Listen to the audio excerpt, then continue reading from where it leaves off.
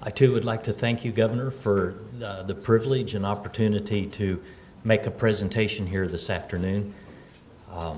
As Joe had talked about leaving office and being able to look back on those days, I'll have to say I had the privilege of graduating from Kansas State University when there was a young man that was the student body president of Kansas State University at that time, and currently it's Governor Sam Brownback. So. 4-H afro then. Yeah, I do remember.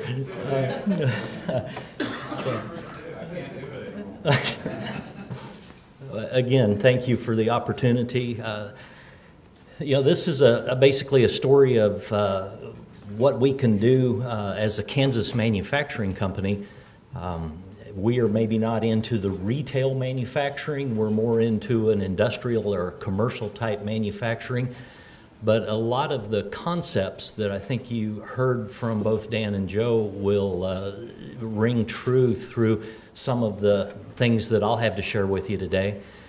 In order for you to understand a little bit of our reshoring success story, I think you have to understand who TSW Products is and what we stand for and where we came from. So I want to develop that foundation a little bit this afternoon and then move forward with talking about some of our opportunities. There is a slide packet of my PowerPoint that has been handed out. I do have a few more slides that are in your packets. I will just briefly go through those to kind of help build that foundation again. TSW Products is located in Hutchinson, Kansas. We were founded in 1990.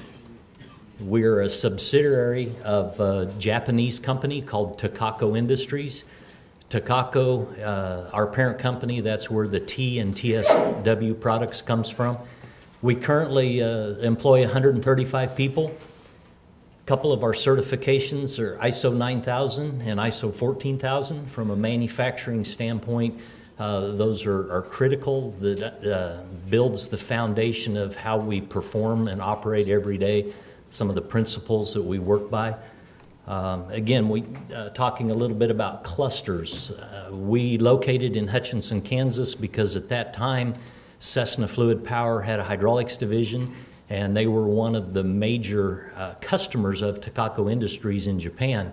Mr. Ishizaki, the founder of Takako, who started in a garage, by the way, with he and his wife running rented machines on the weekends, a little bit of a Henry Ford story, wanted to serve the U.S. market and have a facility in the U.S. to serve the Americas. Cessna Fluid Power, being a significant customer of his, wanted a facility in close proximity to that. Again, a little bit of the cluster concept. What do we make at TSW Products? So this is a picture of some of the components. It's a very niche market, a very specialized market. These are the internal components that go into axial piston pumps for the hydraulics industry. We sell to OEMs or original equipment manufacturers that produce the pumps, and this is basically a worldwide application. But again, we're sitting in Hutchinson, Kansas to serve the American and the America's market. To give you an idea of the precision that we work with, if you take an average human hair, it's 100 microns thick. Mine's a little thinner than that, but 100 microns thick. Take that hair and slice that hair 20 times. So you've divided a human hair 20 times. Now you've got a thickness of 5 microns. The components that we manufacture, we have to hit a 5 micron tolerance. In order for us to statistically maintain that 5 micron tolerance, we're basically working in about a 1.5 to 2 micron tolerance in the precision of the component parts that we manufacture. If you look at our facility there in Hutchinson, Kansas, we're a climate-controlled building. We keep the temperature very close to 72 to 74 degrees year-round. And everybody goes, wow, your employees are so lucky. Well, they are, but we don't make it climate-controlled for the employees.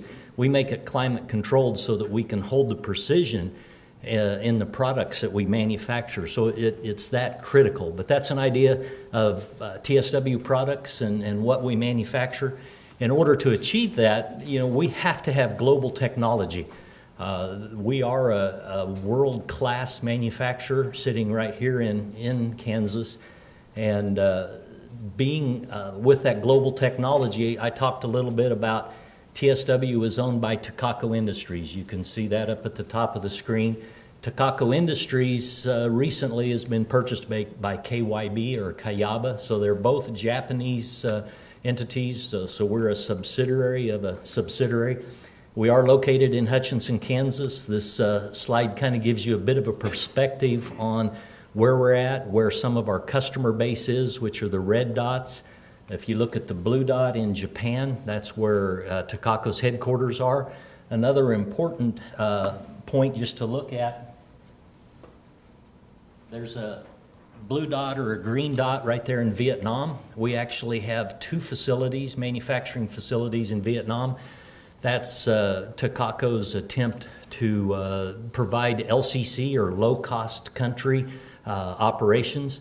So not only are we trying to compete on a worldwide basis with other manufacturers, TSW Products is actually trying to compete within our own company for low-cost production, low-cost manufacturing.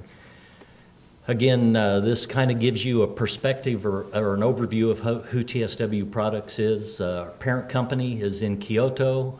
We're located in Hutchinson, Kansas.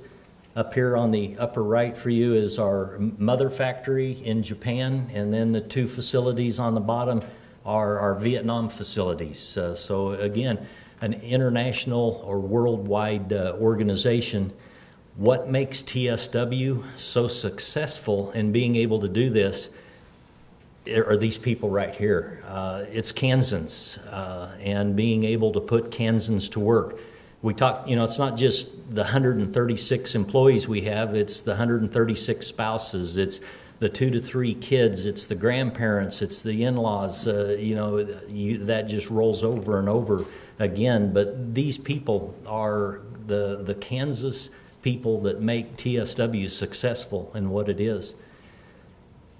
TSW utilizes the people, but we are very highly automated. We have many very highly detailed laser measuring optical systems within our quality control department. We have a significant number of test stands, test stations. Again, these are very highly automated. We have a tremendous number of robotics systems within our facility. You will go in there and you won't see our employees handling parts. Our employees are there to be basically an auditor of the quality of the product, but they're not there to be loading and doing the work. Therefore, one employee can maybe run 3, 4, 5, or even 6 machines at a time. Those robots, the automation, they don't take breaks, they don't go on holiday.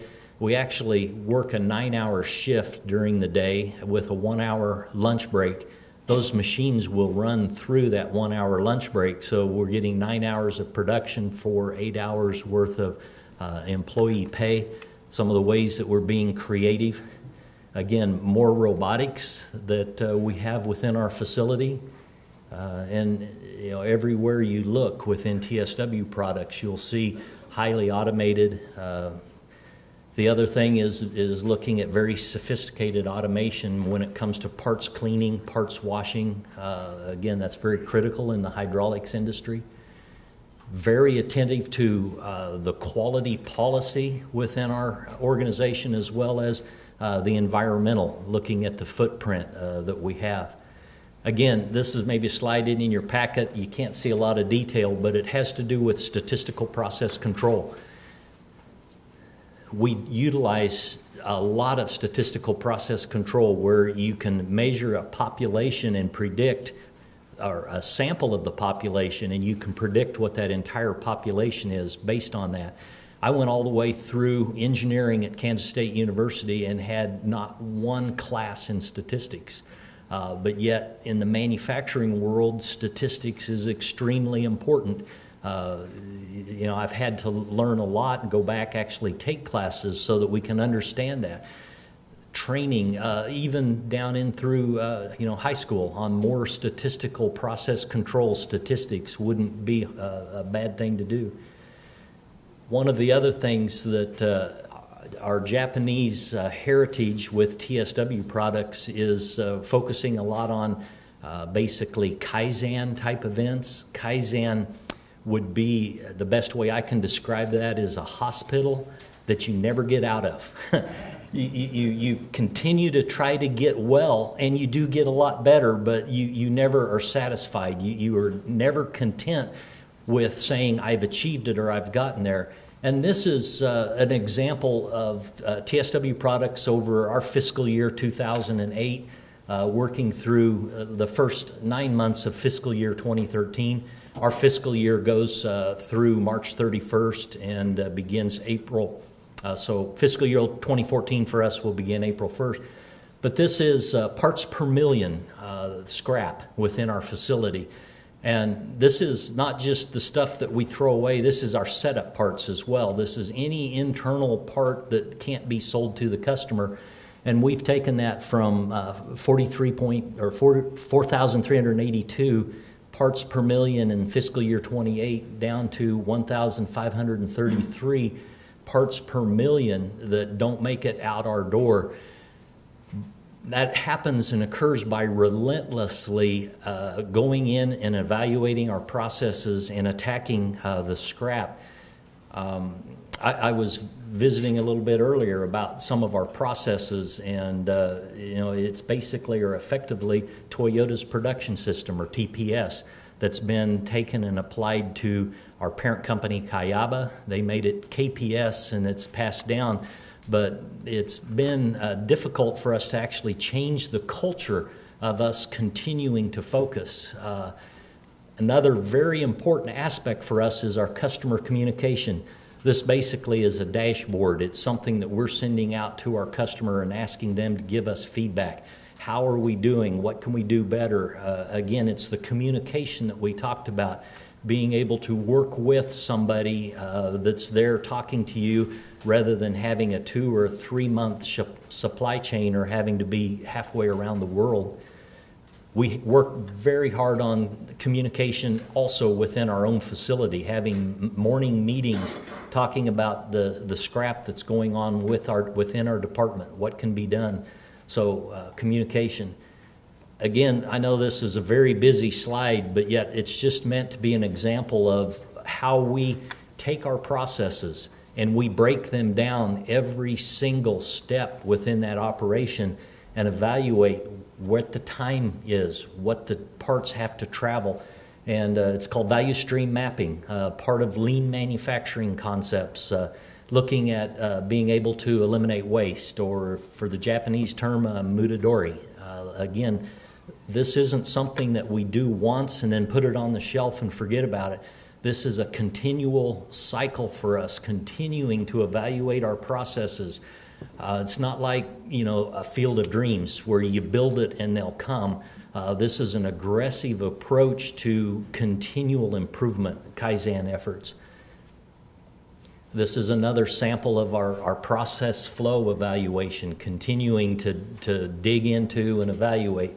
Even analyzing part information flow is a critical step for us to be successful and be able to compete on a cost basis with other low-cost countries, LCCs.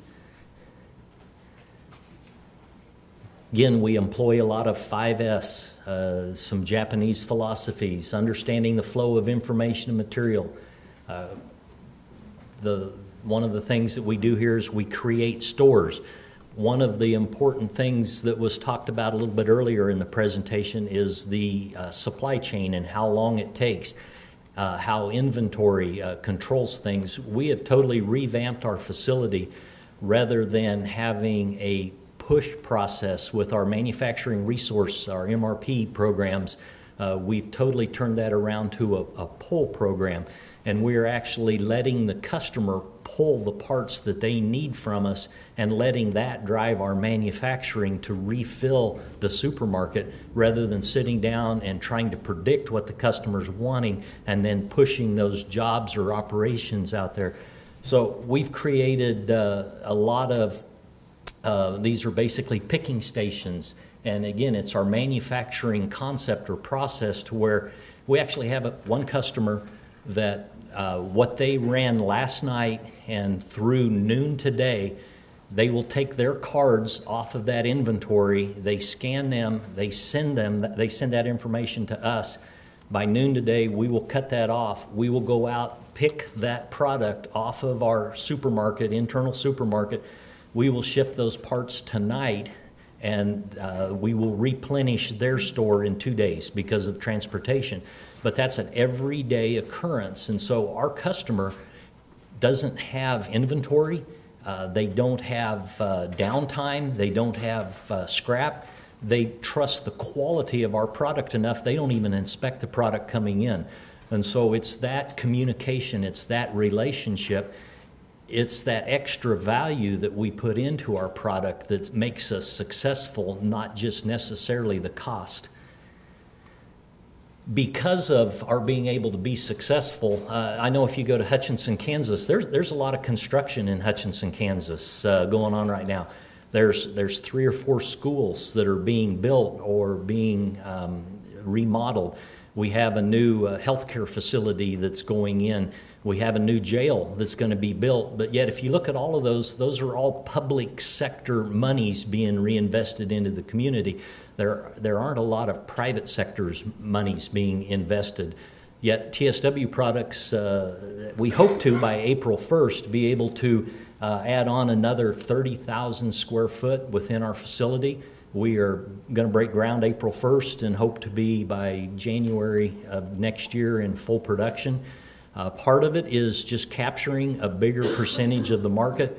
Part of it is some reshoring of materials that are currently, it's a German company that has a facility in the U.S. and they want U.S. supply chain, U.S. sourcing for this. Because of our reputation, they've asked us to make this product for them. It's part of why we're adding on 30,000 square foot and multi-million-dollar investment to be able to continue to support the local customer base. Again, it's our commitment to excellence in products and service, and that's one of the things I want to emphasize is the service aspect of that. What has made TSW successful is being able to think outside the box, being able to do it a little bit differently. I know one of the things that has been a little bit of a theme is the number of employees and the training levels of the employees and getting good trained people. TSW Products would almost rather take somebody off the street that has not worked 20 years in another manufacturing environment because they bring a lot of baggage with them. They bring a lot of what we call RTC, resistance to change. And if we can bring them in and change them, into our culture, the way we want to do business, it's sometimes almost easier to do that than it is to break old habits and help them to understand kind of where we're going. So thinking outside of the box is one of the things that's made us successful. I've developed a little bit of a foundation because TSW is not the cheapest manufacturer for these components that are out there in the industry. But yet, I believe for U.S. customer-based, supply-based facilities, we have the best value. And so what makes up the value in this is, and it's funny, my mom, I grew up in Manhattan, went to K-State. My mom still lives in Manhattan. Her 90th birthday is the end of March. And so I drove up, spent the night with Mom, and she goes, well, tell me what you're going to share with everybody. And I told her, well, I'm going to talk about a 3-legged milk stool. And she looked at me and she goes, what do you mean? Milk stools are only 1-legged. And then she proceeded to tell me how she used to milk the cows on a 1-legged milk stool. And I go, well, where'd you get your support? She goes, well, you just lean on the cow. And for those of you that are true farmers and grew up with one-legged milk stools, I apologize for this analogy, but a three-legged milk stool is what we're standing on, and that is quality, cost, and delivery. Talk about QCD. We might not be the lowest cost, although we work tremendously hard and have a tremendous investment through the robotics and the automation and our continued efforts to reduce time, queue time, setup time, and all of that. But it's not just the cost of the product, it's then the quality. We're able to provide product to our customer that is impeccable from a quality standpoint, and basically they know they don't have to inspect it. They know it can go right out of our boxes straight into their assembly line and right on into production. And then delivery. And I talked about our Kanban poles and the way that we're supplying to our customer base. And when you take a look at QCD, quality cost delivery, you're able to provide a value that is far superior to what can be done with other LCCs. And it's been, we talked about, a paradigm. It's been like the tide going out. A lot of companies thought they could go offshore and be successful. And that tide has changed and is coming back in. And that's one of the success stories that I had shared with Randy was we had a customer in Nebraska. They're up in Fremont, Nebraska. Wasn't a huge part of our business, but it was somewhere around 3 to 4% of our annual sales. Decided in 2009, we already took the big hit of this cliff event in the economy, and then this customer came in and said, we're moving all of our supply of the pistons offshore. We're going to take it to China. And, it's a business decision, but that's something that we feel like we have to do in order to be competitive. So, we lost about $1 million worth of business and lost it offshore to an LCC, low-cost country. About a year later, this customer came back to us and said, one is you were tremendously upfront and cordial in losing this business, but yet we understand we made a tremendous mistake. It is costing us more to do business with a company in China when we evaluate the entire package. And so part of what was successful is, having to go through the learning curve or those pains for these other manufacturers to realize that it's not totally about cost, but it's about value. And, how can you promote that other than sometimes people have to go through those experiences? So they asked, could you start making this product for us again, and could you possibly do that tomorrow? Here again, they had container loads of product sitting in their facility that were not good. They couldn't use them. They were not properly made. They had container loads on the dock waiting to clear customs and container loads on the ocean. They had 3 months of supply, and they knew all 3 months product was no good. And they were looking, one, for us to bail them out because it was going to take 4 months, or they were going to have to shut their production down, send people home, disappoint customers. And so we were there, and they understood, I guess, had an awakening or epiphany to, what it is that we actually provide. 2 weeks ago, I was up at a supplier of ours in the Chicago area, and they are a major worldwide supplier. These guys, they're based in Illinois. They have 180 engineers and over 100,000 worldwide employees. And they have come up with an initiative that they call Best in Class Initiative. And they're evaluating all their suppliers and creating a best of class, which is going to be their preferred people to go to. And that best of class, they will take and give a 40% ranking or a weight based on quality. And they will give another 40% weight or ranking based on delivery. And then they give a 20% weight or ranking based on cost.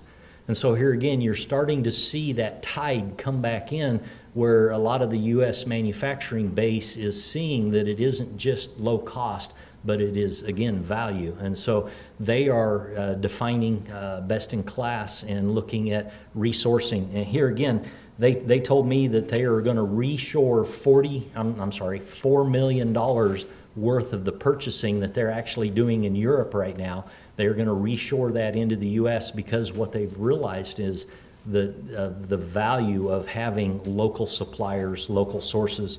They're also bringing $2.5 million worth of sourcing back into the U.S. from Asia. And so over the next few years, we're seeing, again, more opportunities with what we can do right there in Hutchinson because of a little bit of that changing tide. I'm wearing purple up here this morning because I'm a K-State graduate, but we were talking about Wichita State. The mantra of Wichita State is, to go out there and play mean. I think the manufacturing people in the United States and in Kansas, what we need to do is we need to play mean. We can't sit there and be content or rest on our laurels. Again, I talked about the Kaizen events, the continuous improvement, the not being satisfied with, not being satisfied with a 1% scrap rate. Right now, we have driven our internal scrap rate, and I kind of showed you the chart earlier, but we've driven it down to 0.27%. Everything that comes into our facility, we only lose 0.27% to scrap. Will our Japanese parent company be happy with that next year? No, they won't. They're going to challenge us to be at 0.15%. Again, it's a continually attacking, if you want to say playing angry, but learning how to be leaner and meaner. And that's what TSW has gone through over the last 24 years. Being creative in some of your delivery solutions, attacking waste, attacking inefficiency, as well as reducing labor content are all of the things that have made us successful. We're breaking ground, that as I talked about, because we have an opportunity with a company in South Carolina that is localizing another $4 million worth of product within the U.S. We have positioned ourselves through these efforts to be in line to be successful with that. Might mean another 10 to 15% in our workforce. It might fill up half of this expansion that we're going through, but wanting to be successful and be prepared to move forward with that. So again, what has made us, I think, successful and able to capture and reshore some of our business